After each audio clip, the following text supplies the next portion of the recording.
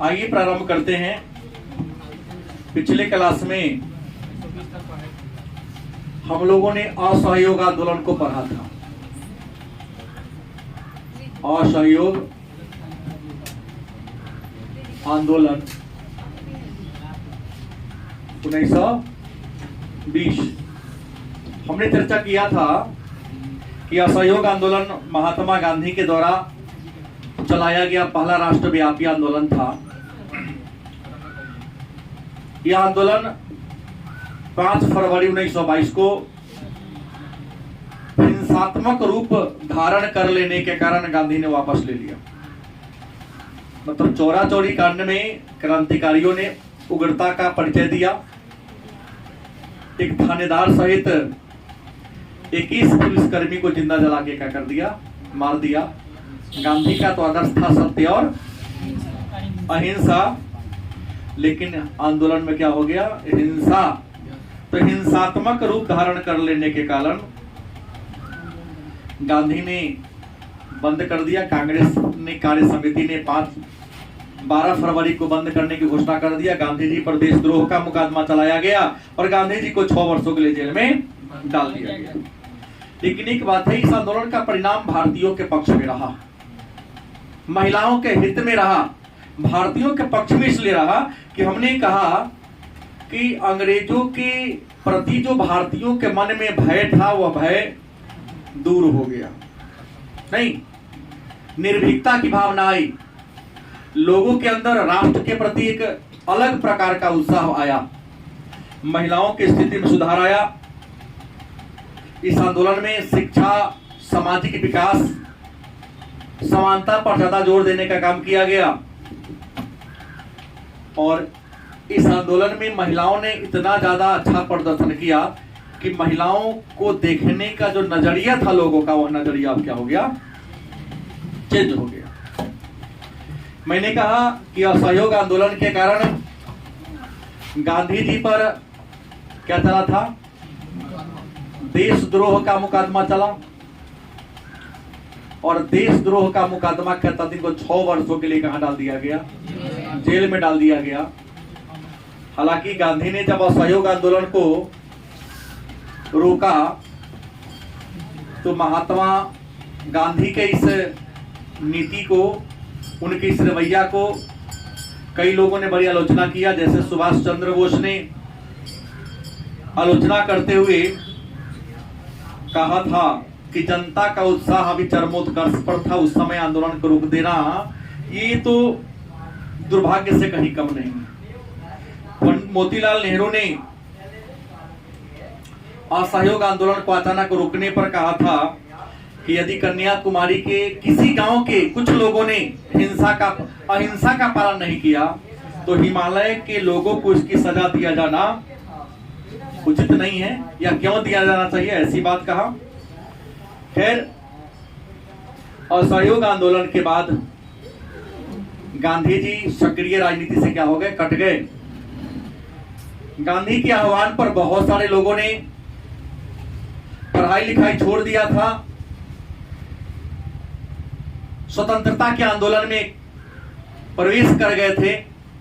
अचानक आंदोलन को रोक देने और गांधी जी के जेल में चल जाने के कारण देश में राजनीतिक शून्यता की स्थिति आ गई। लगा कि यहां पर पुनः आंदोलन तो होगा नहीं और राष्ट्रीयता की भावना पुनः क्या हो जाएगी, रसातल में चली जाएगी। तो गांधी जी के जेल में चले जाने के बाद 2 व्यक्ति ने इसका जिम्मा उठाया। निराशा के वातावरण में आशा का वातावरण जगाने का काम किया मोतीलाल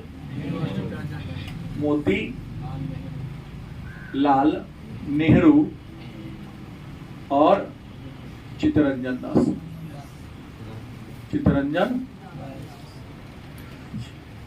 मतलब गांधी जी के जेल में चले जाने के कारण देश में निराशा का वातावरण, राजनीतिक शून्यता की स्थिति आ गई थी। इसी विषम परिस्थिति में लोगों के मन में राष्ट्रीयता की भावना मरे नहीं, उजागर रहे, जगी रहे। तो चित्तरंजन दास और मोतीलाल के प्रयास से ही 1923 में एक नया पार्टी का निर्माण किया गया। उसका नाम था स्वराज दल या स्वराज पार्टी। स्वराज पार्टी के जो अध्यक्ष बने चितरंजन दास, और महासचिव की बात करें तो मोतीलाल नेहरू इसके क्या बन गए, महासचिव बन गए। इस पार्टी का गठन 1 जनवरी क्या 1923 ईस्वी को कहां किया गया, इलाहाबाद में किया गया। कहां किया गया, इलाहाबाद कहां पड़ता है, उत्तर प्रदेश में पड़ता है। इसका पहला अधिवेशन भी इलाहाबाद में हुआ था, जिसके अध्यक्ष कौन थे, चितरंजन दास। अब कहेंगे आप लोग कि ये जो स्वराज दल बना, इसका उद्देश्य क्या था। तो स्वराज दल का उद्देश्य न तो महात्मा गांधी के उद्देश्य से अलग था, न ही कांग्रेस पार्टी के उद्देश्य से अलग था। इसका भी उद्देश्य था स्वराज प्राप्त करना, स्वराज प्राप्त करना। स्वराज मतलब अपना राज्य, क्योंकि भारत पर किसका शासन था, अंग्रेजों का शासन था। तो स्वराज प्राप्त करना मतलब अपने राज्य की कामना करना, इसका उद्देश्य था। आपको बता दें, यहां पर कांग्रेस 2 विचारधारा में बट गई थी। हम कांग्रेस की बात करें तो सहयोग आंदोलन के बाद गांधी जेल में चले गए, तो कुछ गांधी जी के समर्थक थे और कुछ गांधी के जो समर्थक थे लेकिन रोकने के कारण थोड़ा सा विरोधी हो गए थे। तो कांग्रेस पार्टी यहां 2 विचारधारा में बट गई थी। आपको पता होना चाहिए, उस विचारधारा में एक का नाम था परिवर्तनवादी, परिवर्तनवादी, दूसरा अपरिवर्तनवादी। कांग्रेस कितने विचारधारा में बट गई, 2। एक कौन था, परिवर्तनवादी, दूसरा कौन था, परिवर्तनवादी, जो व्यवस्था में बदलाव लाना चाहते कि नहीं। जैसे अंग्रेजों ने 1919 ईस्वी में कानून पारित कर दिया था, मॉन्टेग्यू चेम्सफोर्ड सुधार अधिनियम। भारत में संवैधानिक विकास की दिशा में, संवैधानिक सुधार की दिशा में अंग्रेजों ने कानून पारित किया था 1919 में, मॉन्टेग्यू चेम्सफोर्ड सुधार अधिनियम। मॉन्टेग्यू चेम्सफोर्ड सुधार अधिनियम या 1919 का अधिनियम के द्वारा प्रांत में दोहरा शासन लागू किया गया था। द्विसदनीय विधानमंडल की व्यवस्था की गई थी, गवर्नर जनरल के कार्यकारिणी का विस्तार किया गया था, नहीं। और इस 1919 के अधिनियम के तहत हुआ कि 1921 में चुनाव कराया जाएगा, चुनाव के ऐलान कर दिया गया था। हालांकि महात्मा गांधी के नेतृत्व में कांग्रेस ने इस चुनाव का बहिष्कार किया था। इसी बीच में तो आंदोलन चल रहा था, गांधी कहां चले गए, जेल में चले गए। तो कांग्रेस के ही कुछ लोग का इच्छा था कि जो चुनाव होने वाला है, परिवर्तनवादी चाहते थे कि जो व्यवस्था पूरा बदल जाए। और कुछ ऐसे लोग थे जिनका माना था कि नहीं, जो व्यवस्था पहले से चलती आ रही है व्यवस्था वैसा ही रहे। परिवर्तनवादी व्यवस्था में बदलाव लाना चाहती थी, और परिवर्तनवादी व्यवस्था में बदलाव मतलब जिस प्रकार से अंग्रेजों का शासन व्यवस्था चल रहा है वैसे ही चलने दिया। लेकिन जो परिवर्तनवादी थी, कहेंगे कि सर बदलाव कैसे ले आता, गांधी तो जेल से बाहर था, तो परिवर्तनवादी था। अपरिवर्तनवादी चुनाव का क्या किया, विरोध किया था, चुनाव का क्या किया, बहिष्कार कर दिया, तो लड़वे नहीं करेंगे। और परिवर्तनवादी कहा कि नहीं, कीचड़ को साफ करना है तो नाला में घुसना। अंग्रेज हमारे लिए कानून बना रहा है तो हम उसकी विधायिका में जाके बैठेंगे तब न जानेंगे मेरे लिए कैसा कानून बना रहा है।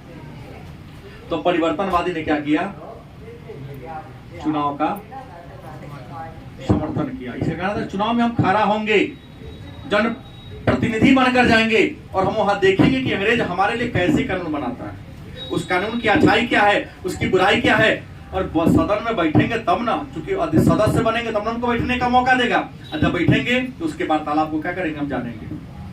उसमें घुसकर गलत बनाएगा कानून तो हम क्या करेंगे, विरोध करेंगे। परिवर्तन चाहता था लेकिन घुसकर परिवर्तन करना चाहता था, और परिवर्तनवादी नाव का हम बाहर ही रहेंगे। ये संभव था, कदापि संभव नहीं था। लेकिन अब सवाल है, तो स्वराज पार्टी बन गया, कांग्रेस बट गया।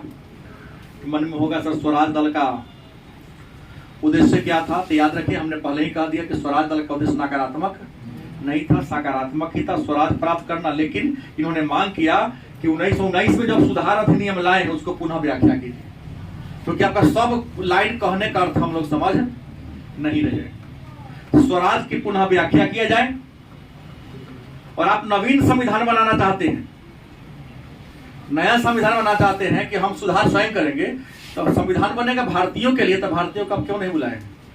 इसी 1919 के अधिनियम में पहली बार कहा गया था कि आप गोलमेज सम्मेलन बुलाइए। क्या एक गोलमेज सम्मेलन बुलाइए, उस गोलमेज सम्मेलन में इंडियन भी शामिल होगा और इंडियन यह देखेगा कि हमारे लिए जो संविधान बनेगा वो संविधान मेरे लायक है या नहीं है। इसके अलावा 1919 का अधिनियम में कहा, डिमांड किया स्वराज पार्टी ने कि जितना भी राजनीतिक बंदी है आपके जेल में, जो असहयोग आंदोलन के दौरान आपने क्या कर दिया है, बंद कर दिया, उसे क्या कर दिए, रिहा कर दिया जाए। हाँ, सबको छोड़िए जेल से।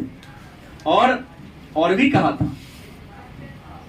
कि जितना भी सरकारी कार्यक्रम होगा, सरकारी समारोह होगा, हम सभी सरकारी कार्यक्रम का क्या करेंगे, विरोध करेंगे, बहिष्कार करेंगे। और आपको बता दें 1921 में दिल्ली दरबार लगा था। ब्रिटेन के महारानी 3 बार इंडिया में आई है, पता है ना।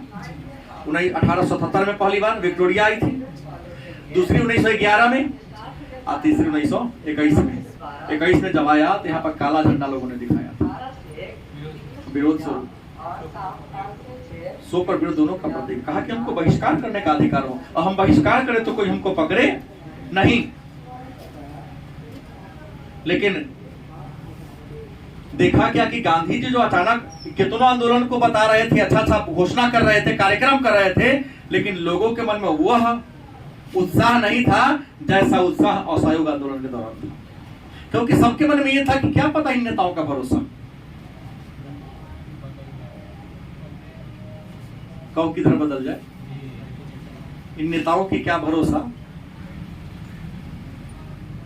आज किसी को गाली देता है मंच पर खड़ा होकर, कल उसी के पार्टी, पुरनका पार्टी को छोड़कर नयका पार्टी में चल जाता है। नेता तो मौसम विभाग की जानकारी बिजोर रखते हैं, नहीं रखते हैं लोग। तो हमारे बहुत अच्छे सांसद रहे हैं, जिस डिपार्टमेंट में गए उस डिपार्टमेंट को चमका दिए हमारे रामविलास पासवान जी। बिहार के नौजवान सर्वाधिक मतों से जीतने वाले पहली बार हाजीपुर से वही थे। लेकिन राजनीति में उनको मौसम विभाग का पदाधिकारी कहा जाता था। किसी की सरकार बने लेकिन एक मंत्री का पद रामविलास पासवान के पास जरूर होगा, इतनी काबिलियत थी। लेकिन एक बात है, चाहे वो रेलवे में गए हों या कृषि विभाग में, जो भी डिपार्टमेंट मिला उस डिपार्टमेंट को सबसे आगे बढ़ा के रखा। सत्ता के लिए राजनीति तो सत्ता का ही खेल है। तुम्हारे हाथ में सत्ता नहीं आएगा तो कुछ नहीं करोगे। लोकप्रियता हासिल करने के लिए, लोगों के बीच बने रहने के लिए सत्ता होना। स्वराज पार्टी आया, लेकिन गांधी जी के चरित्र के कारण अब नौजवानों के मन में कि लाठियों खाएंगे और अचानक कोना जगह पर एक मार देगा। सरकारी बस पर क्यों नहीं चढ़ता है कोई? निजीकरण का विरोध करता, सरकारी बस पर चढ़ता ही नहीं, क्योंकि सरकारी बस पर चढ़ के गारंटी नहीं कि पटना को पहुंचाएगा करेगा। बीच में पंचर हो जाएगा तो पैसा करना फिरेगा, पैसा तो उसमें जमा हो गया, लिख देगा बिहान ले लीजिएगा ना, नया बस बुला के आपको पहुंचाइयो देगा, कहेगा उतर जाइए तो प्राइवेट पर चढ़ के चल जाइए, तो रुकिए जब बनेगा तब ले चलेंगे। गलत बोला? हम तो यही देखा, 2 बार हम झेले हैं। निजीकरण का विरोध हम लोग कर रहे हैं, सरकारी बस पर चढ़ते नहीं, खादी के कपड़ा पहनते नहीं। तो प्रश्न है कि देखा कि स्वराज दल न सदस्य बढ़ रहा है, न कोई कार्यक्रम आगे बढ़ रहा है, कार्यक्रम में लोग हिस्सा ले नहीं रहा है, तो स्वराज दल को क्या कर दिया गया, समाप्त कर दिया गया, भंग कर दिया गया, नहीं आगे बढ़ने वाला में से नहीं। लेकिन मैंने कहा कि असहयोग आंदोलन के समाप्ति के बाद, चोरा चोरी करने के बाद, समाप्ति के बाद, जो भारत के नौजवान थे आप लोगों की तरह, जो उस समय गांधी के ऐलान करने पर पढ़ाई लिखाई छोड़ करके, नौकरी चाकरी छोड़ करके विवाह शादी करने के मूड में जा रहे थे हमारे भगत सिंह, वो सब छोड़ छाड़ के लड़ाई आजाद कराएंगे तभी यहाँ करेंगे बाद में। क्रांति के रास्तों को अपना लिया। तो यहाँ सहयोग आंदोलन के बाद जो हमारे क्रांतिकारी थे, क्रांतिकारी दो विचारधारा में बट गया था। कितने विचारधारा में? एक पंजाब, यूपी और बिहार वाला विचारधारा अलग था, और दूसरा अकेला बंगाली विचारधारा।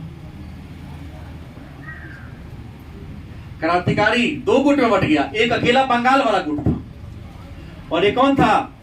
पंजाब बिहार वाला। जानवे करते पंजाबी ओसन के हैं, अब बिहारी ओसन के बुद्धि वाला है नहीं। बंगाल वाला जो थे सो नरम दल वाला रास्ता को अपनाए कि नहीं हम लोग धीरे धीरे सुधार चाहेंगे, क्या कि ना हमको अभी का अभी चाहिए। बात वही वाला कहानी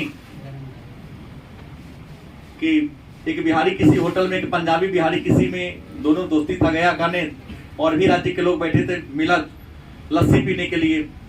दिल्ली वाला गिलास को पलट के रख दिया कि ना हो रहा, एक ही गिलास में हो गया।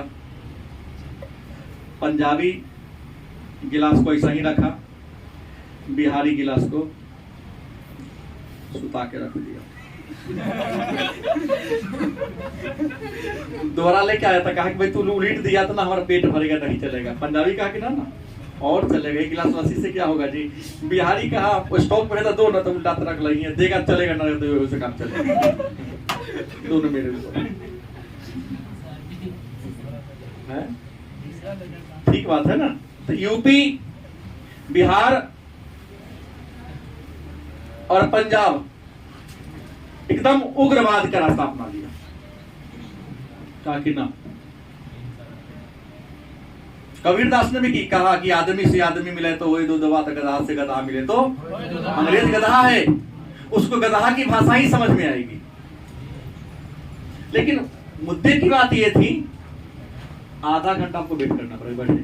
मुद्दे की बात ये थी कि अंग्रेजों से लड़ने के लिए हमें अंग्रेजों की तरह सोचना पड़ेगा और अंग्रेजों की तरह हथियार, बैठ जाओ नहीं, अंग्रेजों की तरह हथियार हमको रखना पड़ेगा। लेकिन अंग्रेजों की तरह हथियार अगर रखना है तो हमें हथियार खरीदने के लिए क्या चाहिए? रुपया चाहिए। बिना रुपया के क्या होगा? कुछ होगा क्या? लेकिन ने कहा कि सर आपको फलाना चिंता है, हमको तो चिंता है, पैसा की चिंता है। तो दुकानदार इंसान को नहीं चिंता भाई, हम पैसा लेके जाते इसलिए हमको चिंता है। आर्थिक युग में पहचान बढ़ाना बहुत बड़ी बात, जब पैसा का समय नहीं था उस समय पहचान बहुत बड़ी बात थी कि लोग गमछा से चिन्ह लेता था। हम जब छोटे थे, गांव के जमींदार थे, उन्हें कोई सामान मंगाना था, पैसा नहीं रहता था, हमारे गमछा ले जो दुकानदार का दिए सामान दे देता। और सही बात, कई बार उनका गमछा लेके गए, सामान बिना कहे हाँ मालिक के गमछा है दे देता था, क्योंकि पढ़ा लिखा वो नहीं था। आज गमछा चीनेगा, वैसे गमछा बहुत लोग के पास है। गलत बोला हम कई बार देखे धनिक मनी जो ड्रेस तैयार है वैसे गांव के कोनो गरीब नहीं सिलाता था, न वैसे मालिक पहले तो हम क्या पैसे अब तो जान बुझ के तो उससे बेटे ₹2 के महंगा हमारे चलते। हमने कहा इन्होंने उग्र रास्ता को अपना लिया, क्रांतिकारी कहा अंग्रेजों से लड़ना है तो हमारे पास बंदूक होना चाहिए। अब बंदूक करने के खिला चाहिए, धन हमको चाहिए, बिना धन के कोई काम होने वाला नहीं है। पंजाब, बिहार और यूपी के क्रांतिकारियों ने रेल खजाना को लूटने का तरीका अपना लिया। क्या दिमाग लगा, लूट लो अपने पैसा, वो हमको लूट रहा है, मैं उसे लूट रहा हूं। चोर के घर में चोरी करने में कोई अपराध नहीं है, और लूटिए लेते हैं। कहानी 9 अगस्त 1925 को, कब की है? हाँ, कानपुर से लखनऊ एक ट्रेन जा रही थी। उस ट्रेन का नाम क्या था? 8 डाउन। ट्रेन का नंबर था 8। एक ही नंबर का 2 ट्रेन होता है, एक अप, मतलब जहां से खुलती है पहली बार उसका तो अप आगे को जा रहा है, अब पहुंच के फिर लौटेगा तो उसे क्या कहेंगे हम? एक अप होता है जो ले जाने वाला, एक उधर सलार वाला करता है डाउन ट्रेन।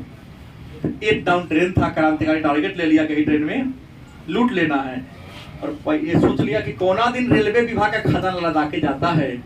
सब का में भिड़ा हुआ था। जासूस ने कह दिया कि आज पैसा लोड हो गया।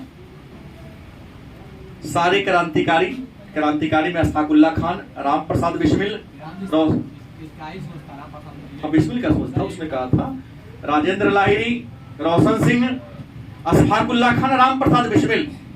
टारगेट ये बनाया था क्योंकि जानता था बगल में घर था कि प्रतिदिन एक डाउन ट्रेन से रेलवे विभाग का जितना रुपया टिकट में बिकता है ना, हर दिन जाता है हुआ के चलो ओकरे लूट लेते। 9 अगस्त 1925 की कहानी है। कानपुर से लखनऊ की ओर ट्रेन जा रहे थे, लोग कानपुर में क्या कर लिए, चढ़ लिए। मुसाफिर के भेष में मुरेठा लाठी उठी लेके चढ़ लिया। कानपुर से आगे गाड़ी बढ़ी, क्या हुई, कानपुर से रेल आगे बढ़ी। जगह का नाम क्या था, काकोरी। क्या नाम था, जंगली इलाका था, जंगल ही जंगल था उस समय। अभी भी वहां जंगल है। काकोरी एक गांव था, वहां जैसे कि रेल पहुंची, रेल के जंजीर को क्या कर दिया गया, खींच दिया गया। 4-5 को पुलिस था वहां, होमगार्ड टाइप का। उसको पता था कि क्या हिम्मत है कि हम लोग का खजाना लूट लिया। चुका तक ऐसी घटना घटी नहीं थी। अंग्रेजों के सामान को कोई क्षति पहुंचाता नहीं था। क्रांतिकारी तो टारगेट कर लिया था। तो देखा वो 5 हम 15, 5 पर 5 भिड़ जाना बंदूक लेके, मतलब हाथ या पकड़ लेना, 2 को पेटी लेके भागना, बाकी मुक्का मुक्की लाते लाते करके लोग निकल जाएंगे। समूह बांधा, उसका ही बंदूक छीना, पीटा पीटी के लेके भाग गया। लेकिन धक्का मुक्की में राम प्रसाद बिस्मिल साहब का कुर्ता फट के ट्रेन में अटक गया था। हल्ला हो गया कि रेलवे का खजाना लुटा गया। पूरा पुलिस पहुंच गया, पकड़ने का प्रयास किया, एक भी पकड़ाया नहीं। लेकिन हुआ कि जांच करो लूटा कौन, कुछ ना कुछ तो चोर सुराग छोड़ के जाता है। सुराग में क्या फंस गया, कुर्ता मिल गया। संजोग से मिला कौन, तो धोबी जब कपड़ा धोता है ना तो चिन्हा बना देता, फलानमा का ही कपड़ा है, करिया से बुंदा बुंदा करके लगाता है ना, वो मिटाता नहीं है। धोबी बगल में था, उसके पास गया कि पहचानो कौन है। सारे धोबी खोजा गया, कोई नहीं पता, ना मेरे यहाँ का नहीं, मेरे यहाँ का नहीं। पुलिस ने धमका नाम करना शुरू किया। प्राण के डर से बता दिया धोबी ने, राम प्रसाद बिस्मिल का है, ये निशान उन्हीं का है, हम ही उनका धोते हैं कपड़ा। राम प्रसाद बिस्मिल नाम जाना तो राम प्रसाद बिस्मिल, अशफाकुल्ला खान, रोशन सिंह, राजेंद्र लाहिड़ी, 4 आदमी पकड़ा गया। बाकी चंद्रशेखर आजाद, भगत सिंह लोग क्या हो गए, फरार हो गए, भाग गए। इन 4 को अंग्रेजों ने क्या दे दिया, फांसी। इसमें क्या हुआ था, रेल को लूटा गया था। बात समझ में आ गई। यहीं पर एक नया कहानी घटी। अंग्रेजों ने एक और यहाँ पर हमने बता दूं कि 1919 ईस्वी में जो अधिनियम आया था, जो कानून बना था, उस कानून का क्या नाम था, मॉन्टेग्यू चेम्सफोर्ड सुधार अधिनियम। याद है ना, 1919 ईस्वी का अधिनियम का क्या नाम है, मॉन्टेग्यू चेम्सफोर्ड सुधार अधिनियम। उस सुधार अधिनियम का हालांकि भारतीयों ने विरोध किया था, लेकिन अंग्रेजों ने एक बात कही थी 1919 के अधिनियम में, एक बात कही थी कि हम प्रति 10 वर्ष के बाद भारत में संवैधानिक सुधार की जांच करने के लिए एक आयोग का गठन करेंगे। बात समझ गए। 1919 ईस्वी के अधिनियम में तो बहुत सारे प्रावधान थे, लेकिन अगला जिस टॉपिक पर हमें चलना है उसमें एक प्रावधान को हमको जानना है कि 1919 ईस्वी के अधिनियम में अंग्रेजों ने क्या कहा कि हम हर 10 वर्ष पर भारत में संवैधानिक सुधार की जांच करने के लिए एक आयोग का क्या करेंगे, गठन करेंगे, और पता लगाएंगे कि भारत में संवैधानिक दिशा में सुधार हो रहा है कि नहीं हो रहा है। तो 1919 ईस्वी के अधिनियम में अगर 10 साल जोड़ोगे तो 1929 में आना चाहिए था। आना कब चाहिए था, लेकिन इंग्लैंड की कुछ ऐसी स्थिति हो गई थी और भारत में 1919 की जो अधिनियम था उसका विरोध ज्यादा हो रहा था। 2 बातें थी, इंग्लैंड की राजनीतिक स्थितियां कुछ अलग थी, वहां निर्वाचन की बात चल रही थी, और भारत में इसका क्या हो रहा था, विरोध हो रहा था। तो ब्रिटिश संसद ने 1919 के बाद 1927 में ब्रिटेन की संसद ने 6 सदस्यों वाली 6 + 1 6 को सदस्य है, वो अध्यक्ष 7 हो जाएगा क्या जी, अध्यक्ष मिला के सदस्य पूछे तो 6 सदस्यों वाली एक आयोग का गठन कर दिया। इस आयोग का जो अध्यक्ष था उसका नाम था सर जॉन साइमन। क्या नाम था? ये कानून बना कब 1900, लेकिन इंडिया कब आया? तो 3 फरवरी 1928 को इंडिया आया। उसी को साइमन कमीशन कहा गया।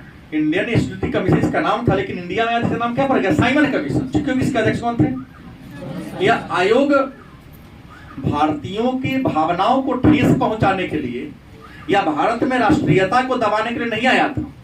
यह आयोग आया था भारत में संवैधानिक विकास की जांच पड़ताल करने के लिए। निश्चित तौर पर इस अधिनियम की जो भी बातें थी उसका 80% बात भारतीयों के हक में था, लेकिन भारतीयों ने इस कानून के किसी प्रावधान को नहीं पढ़ा और बिना पढ़े इस कानून का बहिष्कार करना शुरू कर दिया। बहिष्कार इसलिए नहीं किया कि यह कानून भारतीयों के हित में नहीं है, बल्कि बहिष्कार इसलिए किया कि अध्यक्ष सहित इसमें कितने मेंबर?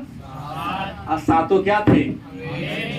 और अंग्रेजों ने आज तक भारतीयों के पक्ष में किसी प्रकार का अच्छा कानून, एक आध बार सही कहे रहिएगा तब ना पर कोनो भरोसा करेगा। जो भी किया गलत ही किया, जब भी किया तो सताने का ही काम किया। तो अंग्रेजों ने क्या किया? अंग्रेज था, 7 सदस्य अंग्रेज था, इसलिए भारतीयों ने साइमन गो बैक का नारा लगाना क्या कर दिया, शुरू कर दिया। और चूंकि अंग्रेज गोरे होते हैं इसलिए साइमन कमीशन को गोरे कमीशन, ये व्हाइट कमीशन के नाम से जानते। गलत या सही? अब सवाल उठता है कि भारत के अलग अलग भागों में अलग अलग क्रांतिकारियों ने साइमन कमीशन का विरोध किया। और इस समय लाहौर की कहानी है।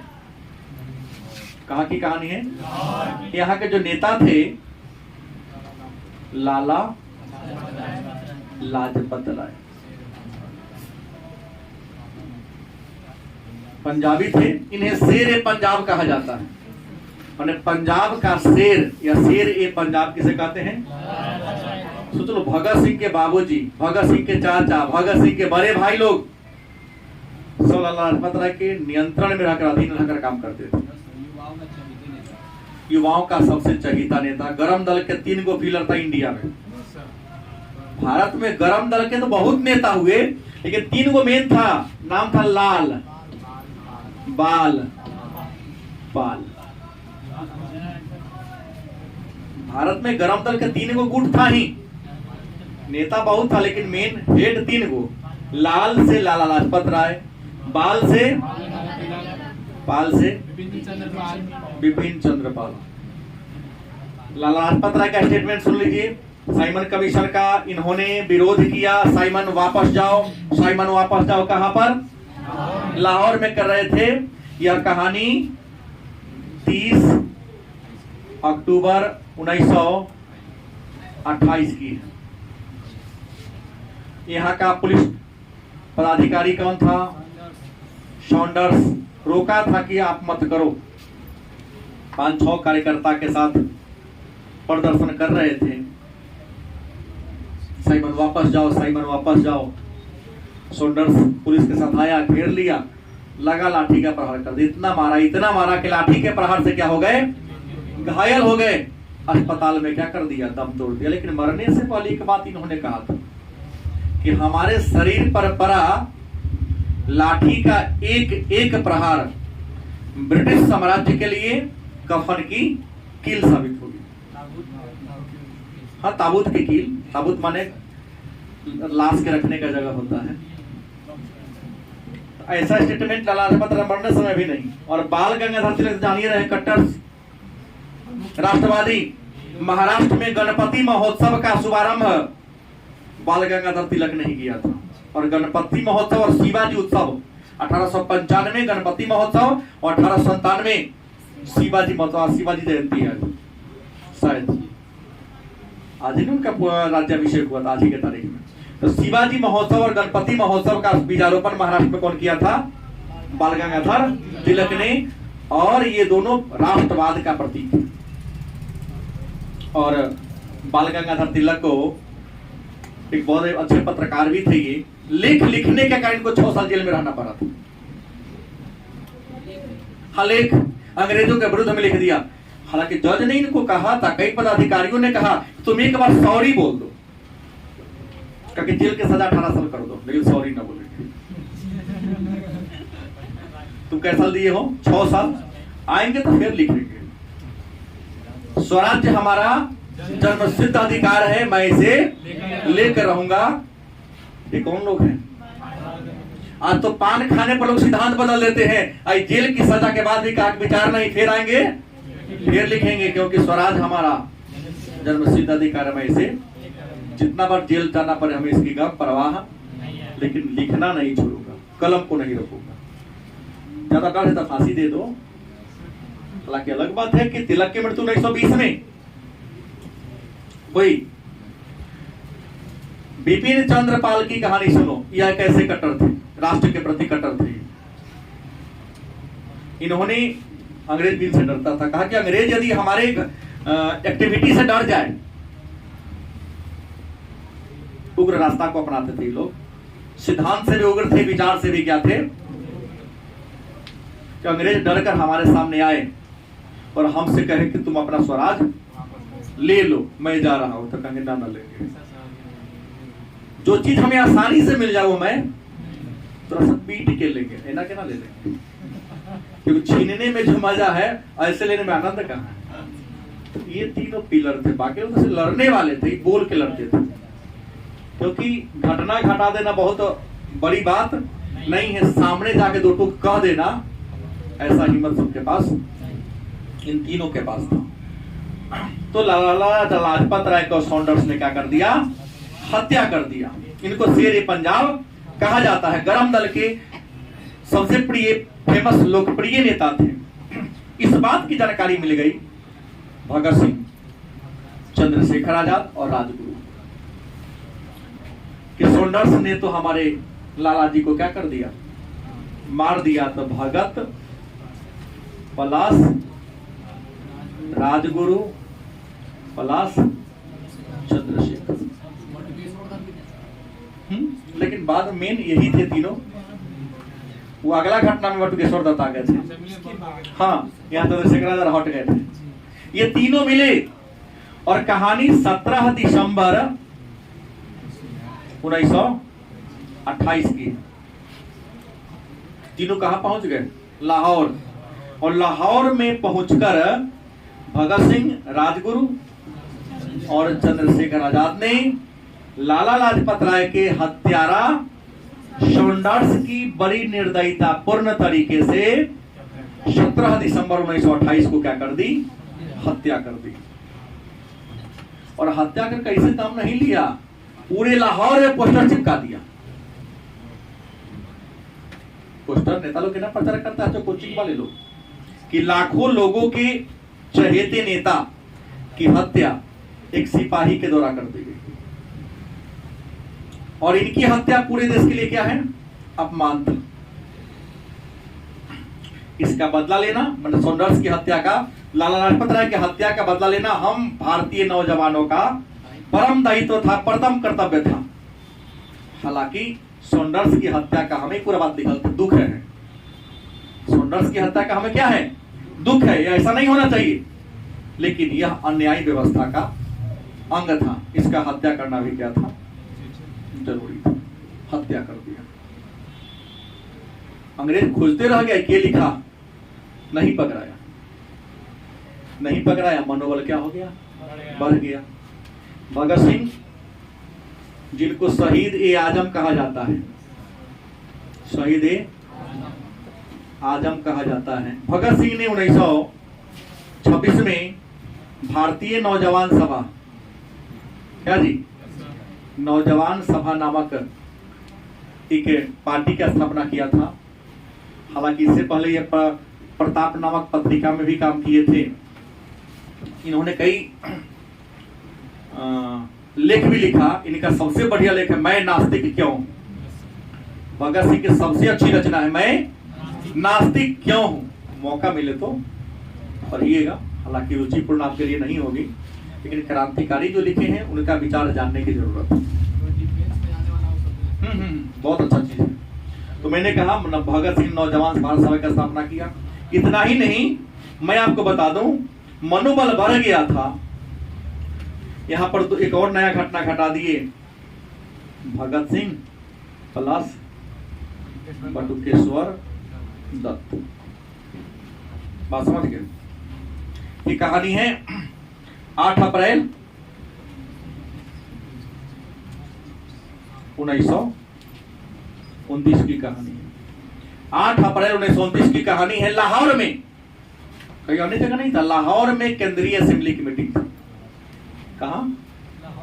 हाँ, केंद्रीय असेंबली की क्या थी, मीटिंग चल रही थी। पूरे अंग्रेज लोग सभा लगा के, भारत के लोग भी सभा को बाहर से ना खड़ा होकर मदारी की नाच की तरह देखना कि कथी कथी मीटिंग में हो रहा है, क्या क्या देश के लिए नया नया कानून बन रहा है। तो केंद्रीय लेजिस्लेटिव असेंबली की बगल बैठक थी। अंग्रेज लोग थे तो कुर्सी पर बैठल थे, इंडिया के लोग चारों ओर से खड़ा होकर तमाशा देख रहा था। कानून कैसे बनना है, नया अंग्रेजों का पॉलिसी क्या है, नीति क्या है। ये लोग भी गए। सभा जब खचाखच बड़ी हुई, मेरे को बम फेंक दिया। क्या जी, कि दोनों आदमी ने, हालांकि बम आलू बम था, बम फेंक दिया। भागा नहीं, नारा लगाने लगा साम्राज्यवाद का नाश हो और इनकलाब जिंदाबाद।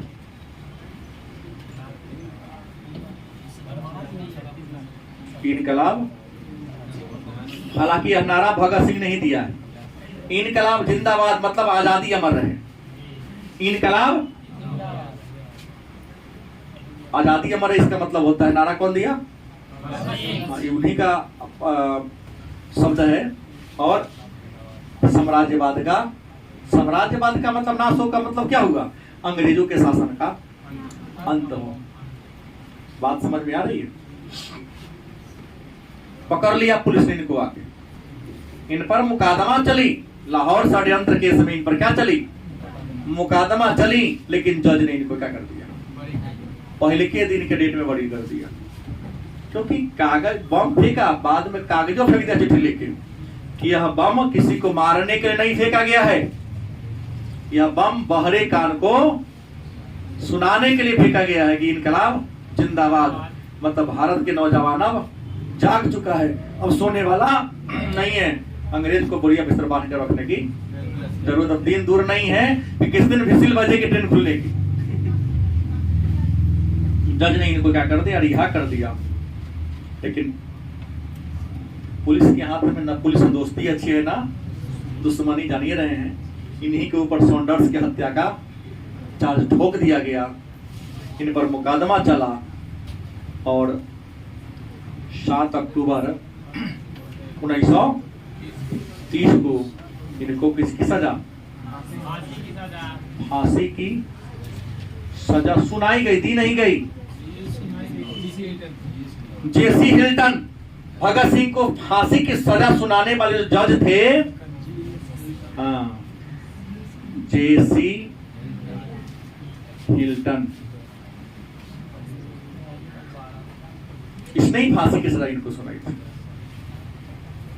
फांसी की सजा सुनाई गई, जेल में इनको बंद कर दिया गया। हालांकि इनको फांसी देने से पहले भारत के राजनीति में, विश्व के राजनीति में बहुत सारे बदलाव आए थे। गांधी जी ने दूसरा राष्ट्रव्यापी आंदोलन, सविनय अवज्ञा आंदोलन शुरू किया था, याद होगा, दांडी मार्च के साथ 1930 में। और 1930 में प्रथम गोलमेज सम्मेलन लंदन में हुआ जो फेल हो गया। 1931 में दूसरा गोलमेज सम्मेलन की बात हुई। पहला गोलमेज सम्मेलन इसलिए फेल हो गया क्योंकि कांग्रेस का कोई नेता क्योंकि एक व्यक्ति ने सभा में कहा था कि सभा में मजदूर है, किसान है, हिंदू है, मुस्लिम है, सिख है, ईसाई है, लेकिन भारत माता ही नहीं है। अंग्रेज राजा पीएम ने पूछा कि भारत माता का मतलब क्या होता था कांग्रेस, क्योंकि इंडिया में जब तक कांग्रेस नहीं चाहे कि कुछ नहीं होगा। तो कितनों बार सभा बुला लो, राजा क्या महाराजा को बैठा को, सभा सफल हो गई। तुरंत इंग्लैंड के जो पीएम थे रामजे मैकडोनाल्ड, भारत के गवर्नर को सूचना भेजे, लॉर्ड इरविन को, ये कांग्रेस के प्रमुख नेता कौन सा है उसको भेजो। तो कहा कि आप ही का आदेश पर सबको जेल पर ठूसे हुए, क्योंकि सविनय अवज्ञा के आंदोलन शुरू किया, सबको जेल में बंद कर दिया था। क्या जल्दी रिहा करो, सबको जल्दी रिहा किया गया। कांग्रेस के सभी नेताओं ने कहा कि सबसे होशियार ताफी हैं और इंग्लैंड आने जाने का आपको अनुभव है, 3 साल तक इंग्लैंड में रहकर वकालत का पढ़ाई पढ़े हैं, तो आपको वहां के हवा बिहार लगा हुआ है, जाइए आप ही। गांधी जी कहे कि हम जाएंगे लेकिन हमारा कुछ शर्त है। अगर शर्त को अंग्रेज मान लेता तो हमको जाने में कोई तकलीफ नहीं है। गांधी जी इंग्लैंड जाने से पहले जो भारत के गवर्नर थे लॉर्ड इरविन, कै तारीख को, 5 मार्च गलत 1931 को, 5 मार्च 1931 को महात्मा गांधी जेल से रिहा होने के बाद लॉर्ड इरविन के बीच दिल्ली में एक समझौता या वार्ता किए थे, जिसको गांधी इरविन समझौता या दिल्ली समझौता के नाम से। इसी समझौता के बाद गांधी जी एसएस राजपूताना जहाज पर चढ़कर लंदन में दूसरे गोलमेज सम्मेलन में हिस्सा लेने के लिए गए थे। लेकिन जाने से पहले घोषणा किया था कि जितने भी 21 को डिमांड था गांधी जी का यहाँ गांधी इरविन समझौता में, दिल्ली समझौता में, इसमें भगत सिंह, राजगुरु, सुखदेव की फांसी के सजा को माफ करने की बात उन्होंने लिखा था। लेकिन गलती यही किया कि बिना जेल से छुड़वाले निकल गए। कुछ लोग यही आरोप लगाते, 2 दिन के बाद लंदन जाते हुए पैर आपका तक था। जैसे आप लोग नौजवान के बहुत अच्छाई है कि कोनो मिस कॉल आया तो कोना के रहल वहां तुरंत निकाल फोन था, ऐसे कॉल कर दिया, 5 दिन लेटे से रहते रात को गए तो 12 को तुरंत कॉल बैक कर देते हैं। अब हम लोग है फायर ब्रिगेड है, काम होगा दोबारा करेगा। क्लास चल रहा है, इसमें नहीं कर रहा हूँ, आप यहाँ देखे नहीं होगा, जाके मरीज समझा दीजिए थोड़ा सा। मैंने कहा 31 को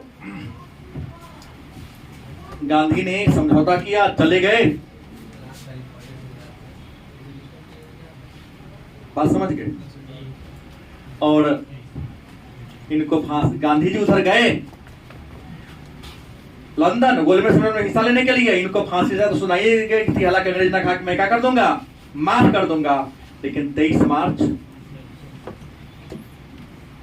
1931 को 3 आदमी को, भगत सिंह, राजगुरु और सुखदेव को क्या दिया गया, नियम से हटकर। नियम है सूर्योदय से पहले फांसी देना है किसी को, सूर्योदय के बाद या सूर्योदय शाम को फांसी नहीं दिया जाता है। सूर्योदय के पहले फांसी देने के कई लॉजिक है, साइंटिफिक लॉजिक और सोशल लॉजिक भी है।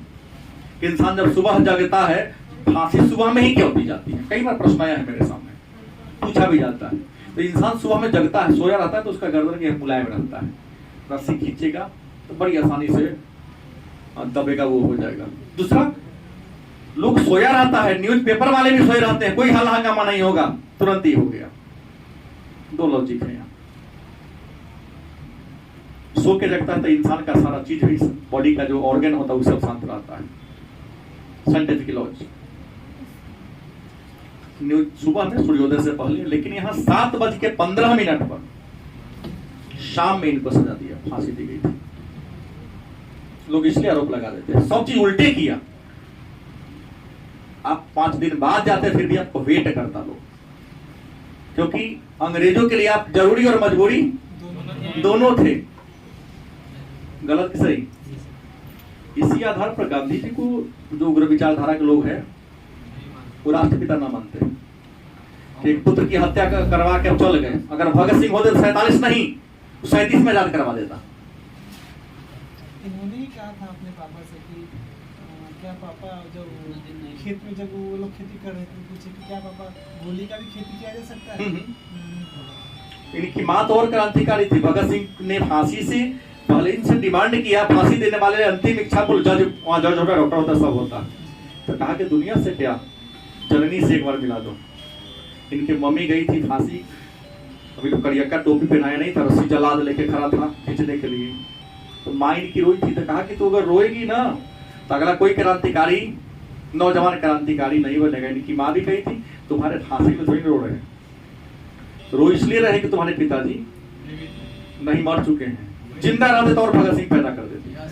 कितना को फांसी देता है, क्योंकि ये तो गर्व की बात है ना कि देश को आजाद कराने के लिए हमारा बेटा क्या हो रहा है, फांसी ले रहा है।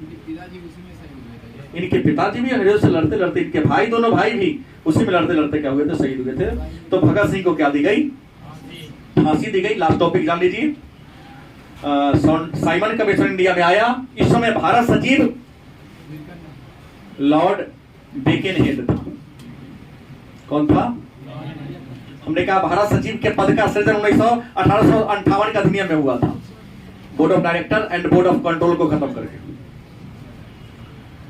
लॉर्ड बेकेनहेड ने चैलेंज दिया था कि हमने जो संविधान बना के वह तुमको स्वीकार नहीं किया, अगर तुम में दम है तो ऐसा संविधान बनाओ जिससे भारत के लोग बिना विरोध को स्वीकार करें। तो मोतीलाल नेहरू इस चैलेंज को क्या कर लिया, स्वीकार कर लिया, और 8 कांग्रेस के सदस्यों को मिलाकर दिल्ली में एक मीटिंग बुलाया था, लेकिन मीटिंग असफल हो गया। अंत में मुंबई में मीटिंग बुलाया मोतीलाल नेहरू ने कांग्रेस के वरिष्ठ नेताओं को मिलाकर, वहां वाला क्या हुआ, सफल हो गया। और मोतीलाल नेहरू कांग्रेस के 8 सदस्यों को मिलाकर बेकेनहेड के चैलेंज को स्वीकार करते हुए भारत का संविधान कैसा होगा, भारत का स्वराज कैसा होगा, उसका एक रूपरेखा पेश किया था, जिसका नाम क्या था, नेहरू रिपोर्ट। नेहरू रिपोर्ट कब आया था, 1928 में औपनिवेशिक स्वराज की मांग किया था, और भी बहुत सारी बातें थी, लेकिन नेहरू रिपोर्ट का विरोध कर दिया कौन, जिनने आरोप लगाया हिंदूवादी होने का, कि अपने मुसलमानों के हित देखा ही नहीं, सीधे संविधान बना दिए।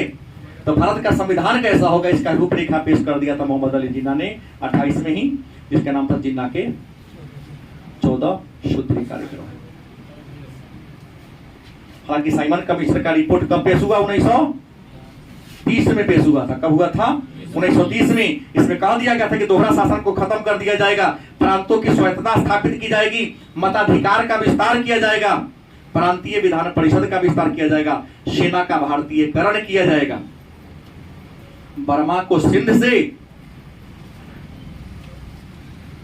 क्या कर दिया जाएगा, अलग कर दिया जाएगा, और इंडियन काउंसिल एक है जो भारत के व्यवस्था को देखरेख करती है, यथावत रहेगी। तो आज इतना ही रहने दीजिए, कल हम लोग सविनय अवज्ञा आंदोलन और तीनों बोल में सम्मेलन पढ़ेंगे।